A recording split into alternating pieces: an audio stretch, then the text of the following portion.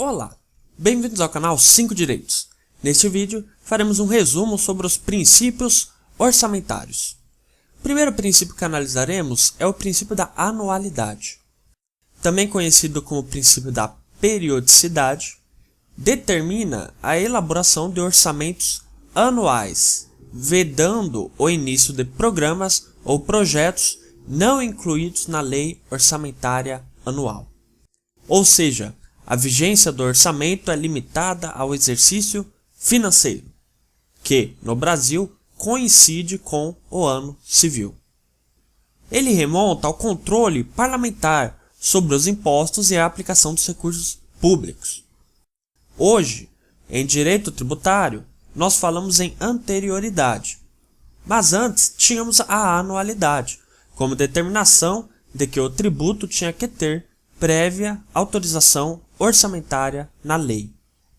A existência dos duodécimos não fere o princípio da anualidade. O que são os duodécimos? Basicamente, quando a lei orçamentária anual não é aprovada a tempo, para não prejudicar a execução orçamentária, os órgãos públicos podem utilizar um dozeavos dos valores previstos na lei orçamentária anual anterior. Isto não fere a anualidade, porque o orçamento não está sendo aplicado por mais de um ano, mas está sendo aplicado como se fosse um novo orçamento, em razão da renovação da autorização anual até que haja a nova lei orçamentária anual. Além disso, o plano plurianual, cuja vigência é de 4 anos, não constitui uma exceção ao princípio orçamentário da anualidade. Até porque tal plano é estratégico e não operacional. Ele ainda depende da lei orçamentária anual. O que a anualidade faz é exigir a lei orçamentária anual, exigência que não é afastada pelo plano plurianual. A lei de diretrizes orçamentárias também não desrespeita a anualidade. Algumas questões da CESP cobram assertivas em que misturam a anualidade com a duração do ciclo orçamentário.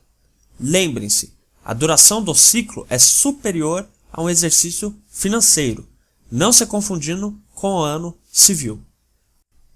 Tal princípio está relacionado, como dito anteriormente, ao controle político do poder executivo, pois ele controla a aplicação de recursos públicos. Ele possui exceção? Sim, a autorização para os créditos reabertos, créditos especiais extraordinários autorizados nos últimos 4 meses do exercício, reabertos nos limites de seus saldos incorporados ao orçamento do exercício subsequente. O segundo princípio é o princípio do equilíbrio, que estipula que no orçamento público deve haver equilíbrio financeiro entre receita e despesa, isto é, o montante da despesa não deve ultrapassar a receita prevista para o período. A matéria foi cobrada em 2015 pela Fundação Getúlio Vargas em concurso para administrador, como princípio ao qual se relacionava vedação à realização de operações de créditos que excedam o montante das despesas de capital no texto constitucional. A CESP, em 2013, pediu o pressuposto da meta de superavites primários como um pilar da política econômica, que era a observância do princípio do equilíbrio. A Fundação Carlos Chagas, em 2013, para concurso da Defensoria Pública do Estado do Rio Grande do Sul, definiu o princípio orçamentário do equilíbrio como um princípio que estabelece que o total da despesa autorizada em cada exercício financeiro não deve ultrapassar o total das receitas orçamentárias previstas para o mesmo período. A quem cabe a regulamentação do equilíbrio entre receitas e despesas? Cabe à Lei de Diretrizes Orçamentárias e não à Lei Orçamentária Anual. O terceiro princípio é o princípio da exclusividade. Segundo o princípio da exclusividade, a lei orçamentária não conterá matéria estranha à previsão da receita e à fixação da despesa, não se incluindo na proibição a autorização para abertura de créditos suplementares e a contratação de operações de crédito, ainda que por antecipação de receita, nos termos da lei. Este princípio é cobrado com frequência em concursos que ressaltam a proibição da inclusão no orçamento de assuntos estranhos à previsão da receita e à fixação da despesa. O quarto princípio é o princípio da especialização, também conhecido como especificação ou discriminação. Segundo este princípio, o orçamento público deve conter a discriminação pormenorizada das receitas e despesas, com exceção dos programas especiais do trabalho e da reserva de contingência. Ele contribui para a fiscalização parlamentar. Em 2015, a Funiversa cobrou a matéria em concurso para analista de gestão administrativa, cobrando o princípio ferido pela inclusão, na Lei de Diretrizes Orçamentárias, das despesas de um fundo, de forma global e sem especificação. O quinto é o princípio da unidade. Segundo este princípio, deve existir apenas um orçamento. Trata-se de um dos três princípios expressos na Lei 4.320, junto com a universalidade e a anualidade. É a partir dele que foi formulado o princípio da totalidade, que possibilita a existência de múltiplos orçamentos consolidados. O orçamento anual, à guisa de exemplo, é integrado pelo orçamento fiscal, pelo orçamento da Seguridade Social, etc. A universalidade, por sua vez, é um princípio segundo o qual todas as receitas e todas as despesas devem ser incluídas na lei orçamentária. Tal princípio permite conhecer as receitas e despesas do governo, além de impedir ao executivo a realização de operações não autorizadas e a formulação de uma política tributária equilibrada.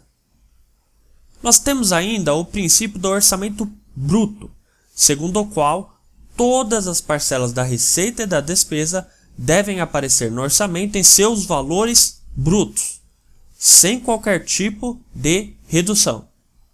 Isso impede a inclusão de valores líquidos. Nós temos ainda o princípio da não vinculação de receitas, segundo o qual todas as receitas orçamentárias devem ser recolhidas sem qualquer vinculação em termos de destinação. Trata-se de um princípio que tem sido enfraquecido constantemente pela edição de normas jurídicas voltadas para a vinculação de receitas. Nós ainda temos outros princípios orçamentários, como clareza, legalidade, publicidade, exatidão, flexibilidade, programação e regionalização, cujo conteúdo pode ser compreendido com mais facilidade. Vejamos esses princípios rapidamente. A clareza significa que o orçamento deve conter linguagem clara e compreensível. A legalidade significa que a aprovação do orçamento deve observar processo legislativo, apreciação pelas duas casas do Congresso Nacional na forma do regimento comum. A publicidade significa que o orçamento deve ser divulgado em veículos oficiais de comunicação, como condição de eficácia. A exatidão significa que as estimativas do orçamento devem ser tão exatas quanto possível. A flexibilidade significa que o orçamento não deve amarrar a atuação do Poder Executivo, devendo este possuir certa flexibilidade na execução de contingências e outras questões não previstas. A programação significa que o orçamento deve ser estruturado sob a forma de programas de trabalho. E a regionalização, finalmente, significa que os orçamentos do setor público devem ter os programas regionalizados.